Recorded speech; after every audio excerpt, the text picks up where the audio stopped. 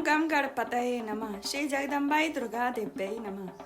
आपको मैं श्रीमद् देवी भागवत से माँ भगवती के मध्यम चरित्र का गान सुना रही हूँ, वर्णन सुना रही हूँ, जिसमें एक एपिसोड मैंने अपलोड कर दिया है, जिसमें महिषासुर और रक्त बीज की उत्पत्ति की कथा है। आज मैं जो सुनाने जा रही हूँ वह बहुत ही विस्तृत है, पर यह है दुर्लभ भी है। सुनिए। महिषासुर का सामना करने के विषय में इंद्र का देवताओं से तथा गुरु बृहस्पति जी से परामर्श एवं बृहस्पति जी का इंद्र के प्रति उपदेश, इंद्र का भगवान ब्रह्मा, शंकर तथा विष्णु के पास जाना और इंद्र आदि देवताओं का महिषासुर, बिडाल और ताम्रक के साथ युद्ध। व्यास जी कहते हैं, तदंतर दूत के चले जाने पर देवराज इंद्र ने भी यमराज, पवन देव, कुबेर, वरुण आदि देवताओं को बुलाकर उनसे कहा, महिषासुर नाम से प्रसिद्ध महान प्रतापी दानव इस समय दैत्यों का राजा है। उसके पिता का नाम रंभ था। वर पा जाने से वह सदा अभिमान में चूर रहता है। उसे सैकड़ों प्रकार की माया ज्ञात है। देवताओं, आज उसका दूत मेरे पास आया था। उस लोभी महिषासुर ने स्वर्ग को छीनने की इच्छा से दूत को यहाँ भेजा था। उस दूत ने मुझसे ये बातें कही कि हे शक्र, तुम देव सदन छोड़ दो। वासो, तुम्हारी जहाँ इच्छा हो तुम चले जाना। अथवा महिषासुर नामक दानवराज बड़े विशिष्ट व्यक्ति हैं, उनकी सेवा करना स्वीकार कर लो। वे बड़े दयालु नरेश हैं, तुम्हारे भरण पोषण की समुचित व्यवस्था कर देंगे।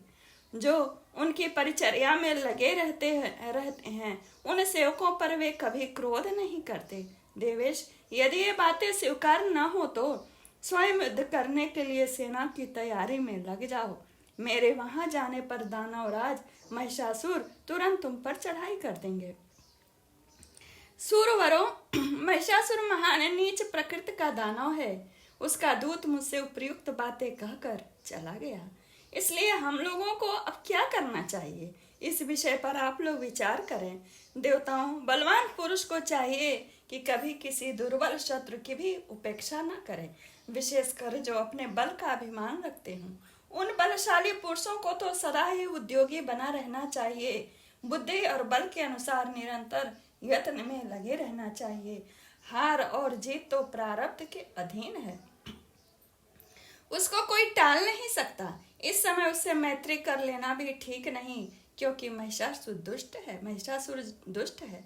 उसके मित्र बन जाने पर भी कोई प्रयोजन सिद्ध नहीं हो सकता। आप लोग उत्तम विचारशील हैं, अतः इस विषय पर बार बार विचार करें। अकस्मात अभी उस पर चढ़ाई कर दी जाए या अभी ठीक नहीं है। सुगमता से प्रवेश करने में कुशल शीघ्रगामी गुप्तचर पहले वहां भेज दिए जाएं। गुप्तचर ऐसे होने चाहिए जो शत्रु के अभिप्राय को पूरा समझ सके, किसी के साथ अधिक प्रेम न रखें, किसी प्रलोभन में न पड़े और सत्यवादी हों। यथार्थ रूप से शत्रु की सेना की संख्या तथा उसका सारा रहस्य जानकर फिर चढ़ाई करना समुचित होगा। उसकी सेना में कितने कैसे वीर हैं, गुप्तचर उनकी संख्या आदि का पूर्ण ज्ञान प्राप्त करके शीघ्रता पूर्वक लौट आए। उनके द्वारा महिषासुर तथा उसकी सेना के बलाबल को जान लेने के पश्चात हम लोग तुरंत धावा बोलने या शक्ति संग्रह करने के प्रबंध में लग जाएंगे। बुद्धिमान पुरुष को सदा विचार करके ही काम करना चाहिए। सहसा किए हुए कार्य से सर्वथा दुखी होने की संभावना बनी रहती है। इसलिए पंडित जन भली बात सोच समझकर सुख प्रद कर्म में ही हाथ डाला करते हैं। अभी दानवों के साथ युद्ध ठान दिया जाए और यह सर्वथा अनुचित जान पड़ता है। यो करना तो वैसे ही होगा जैसे बिना जाने हुए औषध सेवन करना। ऐसे कार्य से तो सर्वथा उल्टा फल सामने आ सकता है। व्यास जी कहते हैं, राजन, उपस्थित देवताओं के साथ यूं बातचीत करके शत्रु का अभिप्राय जानने के लिए देवराज इंद्र ने कार्यकुशल निपुण गुप्तचर को जाने की आज्ञा दी। वह दूत तुरंत चला गया और सारे भेद जानकर इंद्र के पास लौट आया। उसने महिषासुर के संपूर्ण सेना के बलाबल की सूचना देवराज को दे दी।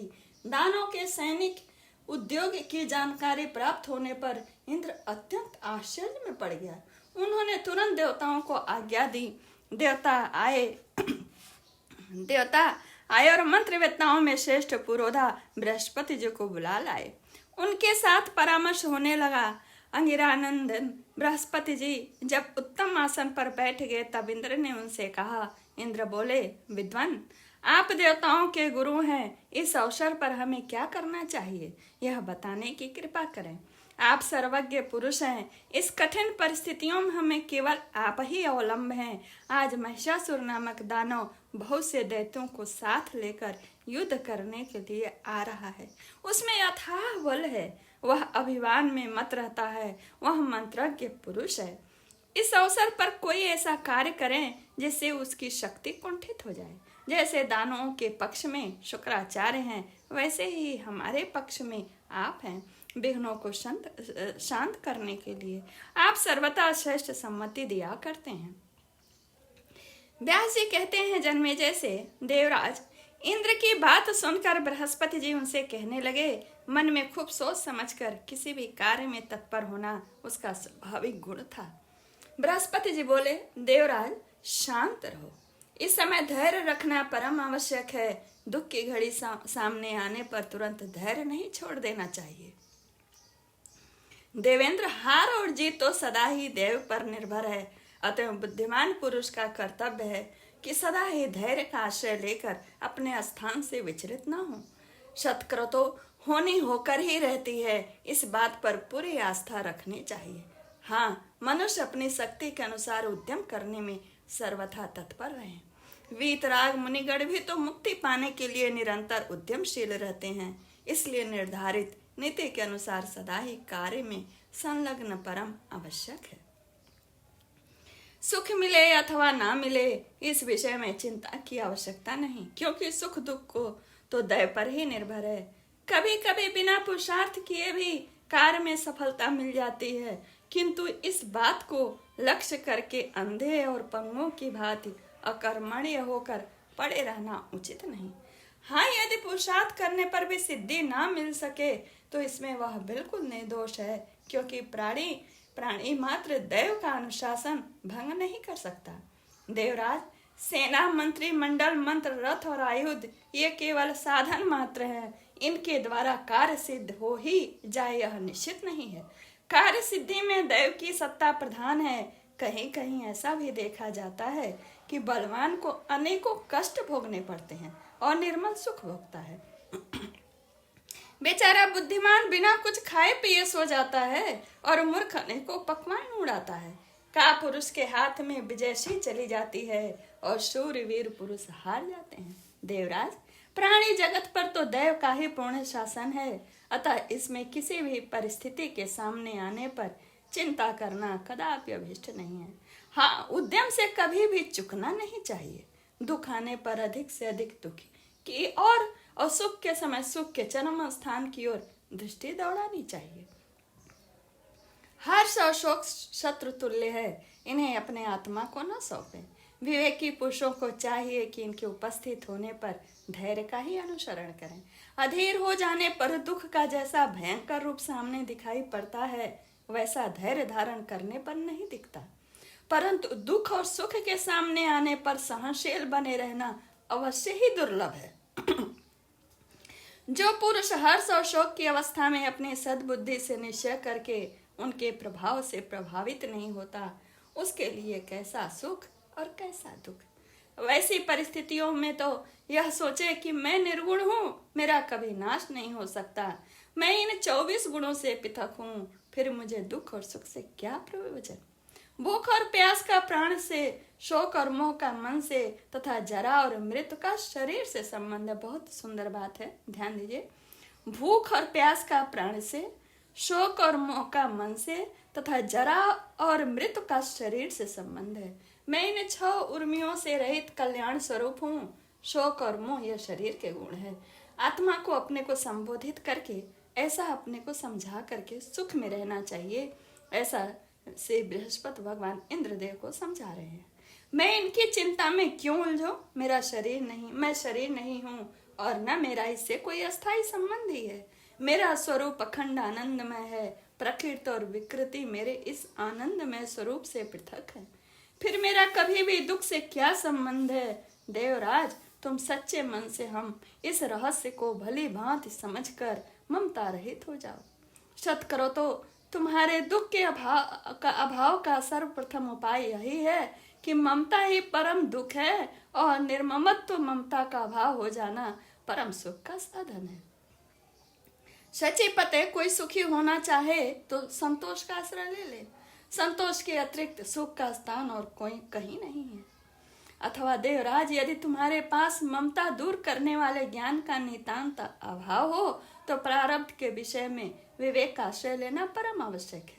प्रारब्ध कर्मों का अभाव बिना भोगे नहीं हो सकता, यह स्पष्ट है। अरे संपूर्ण देवता तुम्हारे सहायक हैं, तुम स्वयं भी बुद्धिमान हो, फिर भी जो होनी है वह होकर ही रहेगी, तुम उसे टाल नहीं सकते। ऐसी स्थिति में सुख और दुख की चिंता में नहीं पड़ना चाहिए। महाभाग, सुख और दुख ये दोनों क्रमशः पुण्य एवं पाप के क्षय के सूचक हैं। इसलिए विद्वान पुरुषों को चाहिए कि सुख के अभाव में भी सर्वथा आनंद का ही अनुभव करें। इसलिए महाराज, इस अवसर पर सुयोग्य मंत्रियों से परामर्श लेकर विधि पूर्वक यत्न करने में कटिबद्ध हो जाओ। यत्न करने पर भी जो होनहार होगा वह तो सामने आएगा ही। इसमें जो गुरु महाराज बृहस्पति भगवान जितनी भी बातें कहे हैं, अगर इसे ध्यान से हम लोग भी सुने तो हम लोग के भी मन की अनेकों शंकाएं दूर हो जाएंगी। व्यास जी कहते हैं, देवगुरु बृहस्पति का कथन सुनकर इंद्र ने उनसे पुनः कहा, मैं महिषासुर को मारने के लिए युद्ध की तैयारी अवश्य करूंगा, क्योंकि निरुद्धम हो जाने पर राज, सुख और यश इनका मिलना असंभव होता है। जिनमें कुछ भी करने की शक्ति नहीं होती है वे ही निरुद्धमता के पक्ष का समर्थन किया करते हैं। उद्यमशील पुरुष कभी ऐसा नहीं करते। सन्यासियों के लिए ज्ञान और ब्राह्मणों के लिए संतोष भूषण है, किंतु जिन्हें ऐश्वर्य की अभिलाषा है उनके लिए तो उद्यमशील होकर शत्रु का नाश करना ही भूषण है। मुनिवर, उद्यम के प्रभाव से ही मेरे द्वारा वृतासुर और नमूची काल के ग्रास बनाए गए। इस प्रकार मैं इस महिषासुर को भी मार डालूंगा। आप देव गुरु बृहस्पति का तथा श्रेष्ठ आयुध वज्र का बल मुझे सुलभ है। भगवान विष्णु तथा उमापति शंकर जी अवश्य मेरी सहायता करेंगे। मुनिवर, सम्मान प्रदान करना और दूसरे का कार्य साधना आपका स्वभाव है। मैं सैनिकों को लेकर महिषासुर पर चढ़ाई करने के लिए बिल्कुल तैयार हूँ। आप मेरे कल्याण के लिए रक्षोघ्न मंत्र का जप करने की कृपा करें। व्यास जी कहते हैं, इस प्रकार देवराज इंद्र के कहने पर बृहस्पति जी हंसकर उनसे कहने लगे। बृहस्पति जी बोले, देवराज, इस अवसर पर मैं न तो तुम्हें जाने की प्रेरणा ही कर सकता हूँ और न ही रोक ही सकता हूँ, क्योंकि युद्ध करने वाले की हार और जीत बिल्कुल अनिश्चित रहती है। शचीपते, होनहार के विषय में तुम्हारा किंचन मात्र दोष नहीं। सुख अथवा दुख पहले से ही निश्चित हो चुके हैं, अतः इनका सामने आ जाना अनिवार्य है। तथापि बुद्धिमान पुरुषों को निरंतर यत्नशील बने रहना चाहिए। कार्य सिद्ध होना या न होना तो सदा दैव के अधीन है। व्यास जी कहते हैं, शचीपति इंद्र बृहस्पति जी के सार गर्भित सत्य वचन सुनकर ब्रह्मा जी के शरण में गए और उन्हें प्रणाम करके बोले, पितामह, आप संपूर्ण देवताओं के अध्यक्ष हैं। इस समय महिषासुर नामक दैत्य स्वर्ग पर अधिकार प्राप्त करने के लिए अपने सैनिक बल का विपुल संग्रह करने के लिए अथक प्रयास कर रहा है। अन्य भी जितने दानव हैं सबके सब महिषासुर की सेना में सम्मिलित हो गए हैं। वे सभी युद्ध की आकांक्षा करने के लिए तैयार हैं। महान पराक्रमी एवं युद्ध की कला के वे विशेषज्ञ भी हैं। महाप्राज्ञ, महिषासुर के भय से अत्यंत घबराकर अब मैं आपकी शरण में आया हूँ। आपसे कोई भी बात छिपी नहीं है, अतः आप मेरी सहायता करने की कृपा कीजिए। ब्रह्मा जी ने कहा, इस समय हम सब लोग कैलाश पर्वत पर चलें। भगवान शंकर और अपार बलशाली श्री विष्णु को अगुआ बनाकर युद्ध का कार्यक्रम निश्चित किया जाए। सभी देवताओं के साथ बैठकर देश और काल के संबंध में भली भांति विचार करके युद्ध करना समुचित होगा। मूर्खतावश बलाबल का विचार किए बिना ही सहसा कार्य करने वाले मनुष्य का पतन हो जाता है। व्यास जी कहते हैं, देवराज इंद्र ने ब्रह्मा जी की बात सुनकर अपना अग्रणी बनाया उन्हें और लोकपालों को साथ लेकर वे कैलाश के लिए चल पड़े। वहां पहुंचकर वैदिक मंत्रों द्वारा वे भगवान महेश्वर की स्तुति करने लगे। शंकर जी के प्रसन्न हो जाने पर उन्हें अपना अग्रगामी बनाकर सबने विष्णु लोक के लिए प्रस्थान किया। वैकुंठ में पहुंचकर स्तुति करने के पश्चात देवाधिदेव भगवान श्री हरि ने अपने आने का उद्देश्य बतलाया उनसे कि क्यों ये लोग आए हैं। कहा कि वर पा जाने के कारण महिषासुर में असीम अभिमान आ गया है, उसके महान भय से मैं व्याकुल हो रहा हूँ। देवराज इंद्र के भय की बात सुनकर भगवान विष्णु ने उपस्थित ब्रह्मादि देवताओं से कहा कि हम लोगों का महिषासुर के साथ दुर्जय संग्राम हो, उसमें वह दानव काम आ जाए। व्यास जी कहते हैं, ऐसा कार्यक्रम निश्चित करके ब्रह्मा विष्णु एवं शंकर प्रभृति सभी प्रधान देवता अपने अपने वाहनों पर सवार होकर युद्ध के लिए चल पड़े। ब्रह्मा जी हंस पर बैठे और भगवान विष्णु गरुड़ पर, शंकर जी वृषभ पर और ऐरावत पर इंद्र, स्वामी कार्तिकेय मोर पर, यमराज भैंसे पर, सैनिक और अपने सैनिकों के बल को संभाल कर ज्यों ही उपयुक्त देवता आगे बढ़े, तुरंत महिषासुर के द्वारा सुरक्षित मदोन्मत्त दानवी सेना मिल गई, रास्ते में ही मिल गई। फिर तो वहीं देवताओं और दानवों की सेना में भयंकर युद्ध आरंभ हो गया। भांति भांति के भयंकर अस्त्र शस्त्र लेकर वे परस्पर एक दूसरे को मारने काटने लगे। महिषासुर के सेनाध्यक्ष महाबली चिक्षुर ने हाथी पर बैठकर 5 बाणों से इंद्र को मारा। देवराज भी तुरंत उसके प्रतिकार में लग गए। उन्होंने अपने बाणों से चिक्षुर के बाण काट डाले, साथ ही अर्धचंद्र संज्ञक बाण से उसकी छाती में चोट पहुंचाई। उस बाण से व्यथित हो जाने के कारण महिषासुर का सेना नायक चिक्षुर हाथी पर बैठे ही मूर्छित हो गया। तदंतर इंद्र ने हाथी के सूंड पर वज्र से प्रहार किया। वज्र लगते ही हाथी की सूंड कट गई और उसके प्राण प्रयाण कर गए। उसकी सेना में भगदड़ मच गई। यह देखकर दानवराज महिषासुर क्रोध से तमतमा उठा। उसने विडाल नामक पराक्रमी दानव से कहा, महाबाहो, तुम बड़े शूरवीर हो, इंद्र को अपने बल का अभिमान हो गया है, तुम जाओ और उसे परास्त कर दो। वरुण प्रभृति अन्य भी जितने देवता हैं उन्हें मारकर मेरे पास लौट आना। व्यास जी कहते हैं, विडाल असीम बलशाली वीर था। महिषासुर की बात सुनकर वह मतवाले हाथी पर सवार हुआ और इंद्र के साथ युद्ध करने के लिए चल दिया। उसे आते हुए देखकर इंद्र ने विषधर सर्प की तुलना करने वाले बाणों से विडाल पर प्रहार करना आरंभ किया। विडाल ने तुरंत अपने धनुष से छूटे हुए बाणों द्वारा इंद्र के बाण काट डाले, साथ ही 50 बाणों से इंद्र को चोट भी पहुंचाई। जिस प्रकार विडाल के प्रयास से देवराज के बाण कट गए थे, वैसे ही उन्होंने भी उसके बाण काट गिराए। इसके बाद इंद्र ने अपने सर्पतुल्य तीखे बाणों से क्रोध पूर्वक विडाल को मारना आरंभ किया। उस दानव ने इस बार भी अपने धनुष से छुटे बाणों से देवराज के बाणों को काट दिया। तब इंद्र ने विडाल के हाथी की सूंड पर गदा से प्रहार किया। गदा लगते ही सूंड धड़ से अलग हो गया। फिर तो हाथी बार बार चिघाड़ने लगा और पीछे मुड़कर दानवी सेना को ही कुचलने लगा। अब सैनिक भय से घबरा उठे। हाथी युद्ध भूमि से भाग आया। यह देखकर विडाल तुरंत एक सुंदर रथ पर बैठा और समारंगण में देवताओं के सामने डट गया। इंद्र ने देखा विडाल रथ पर सवार होकर फिर धमका है। तब वे विषैले अपने तीखे तीर उस पर छोड़ने लगे। महाबली विडाल ने भी लगातार बाण वर्षा आरंभ कर दी। यूं इंद्र और विडाल दोनों का महान भयंकर युद्ध होने लगा। वे दोनों अपने अपने पक्ष की विजय चाहते थे। उस समय क्रोध के कारण इंद्र की इंद्रियां बिल्कुल विचलित हो उठी। उन्होंने विडाल को विशेष बलवान देखकर जयंत को अपना अग्रणी बनाया और वे दानव के साथ लड़ने लगे। जयंत ने अपने चमकीले 5 बाण धनुष पर चढ़ाकर बलपूर्वक खींचे और उनसे मतवाले विडाल की छाती में गहरी चोट पहुंचाई। बाण के लगते ही विडाल गिरने लगा। इतने में ही उसके सारथी ने उसे रथ पर संभाल लिया और तुरंत रथ लेकर वह युद्ध भूमि से बाहर निकल गया। विडाल के मूर्छित होकर समारंगण से चले जाने पर देव सेना में विजय घोषणा आरंभ हो गई। विजय के धौंसे बजने लगे। देवताओं के मुख से निकली हुई विजय घोषणा सुनकर महिषासुर का क्रोध पुनः उभड़ गया। उसे क्षण शत्रु के अभिमान को चूर्ण करने वाला ताम्र नामक दानव को उसने भेजा। आज्ञा पाकर ताम्र बहुत से सैनिकों के साथ समारंगण में आया और इस प्रकार बाण बरसाने लगा, मानो मेघ में समुद्र में जल उड़ेल रहा है वो। उस समय वरुण पास लेकर तथा यमराज दंड हाथ में लिए हुए भैंसे पर सवार हो दानवी सेना पर टूट पड़े।